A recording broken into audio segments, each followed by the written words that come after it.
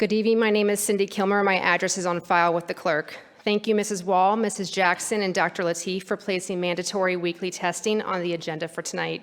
2 weeks ago, I presented to you the facts that clearly prove why the resolution of ensuring safe learning and a safe workplace are no longer valid. It logically and legally makes no sense, and I thank those of you who have listened with open ears to understand that there is no fault in change. Circumstances change, data changes, necessity changes. The new metrics you must look to are focused on social and emotional effects. This resolution has caused enormous stress and anxiety on some of your best staff. No American should ever be worrying about complying with something that violates their rights simply to put food on their table. Our rights are no one's to take and are certainly not for sale for COVID relief money. These staff members have struggled worrying about themselves, their families, the burden on their colleagues, and of course, their students. We care for our students and do this job for far more than a paycheck. It is a passion that we chose and love. The county keeps referring to learning loss and has asked our teachers to conduct remediation and tutoring sessions outside of contract hours to help our students with lost skills.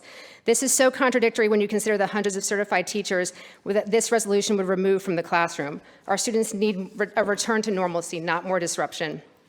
Unvaccinated staff and students are not a threat to the schools, and the climate that has been created by these policies is causing division.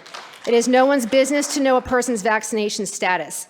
The execution, which was stated by the resolution to be overseen by the superintendent and her staff, is full of errors and practices that violate the American Disabilities Act and the basic privacy. The EEOC has made it clear that disclosure of an employee's vaccination status should be information gathered only by human resources and should be kept confidential, separate from the employee's personal files.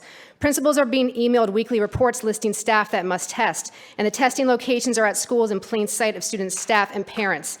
There are multiple signs posted throughout the parking lots that specifically say PWCS COVID employee testing. This has been nothing but confidential. Now that Virginia has passed Senate Bill 739, it is time to allow masks to be a choice. Please remove masks without imposing new mitigation measures that divide, isolate, and segregate the students. Unmasked students are not a threat to the school. The most beautiful thing about what Virginia has passed is that it is not forcing anyone to not wear a mask. Anyone who wishes to wear a mask is, of course, welcome to do so, and at this point, free will should be the only mitigation measure.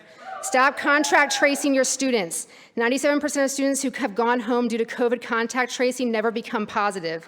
These policies are damaging your students in ways that no one in this world is prepared to fix. This damage is avoidable and needs to be stopped.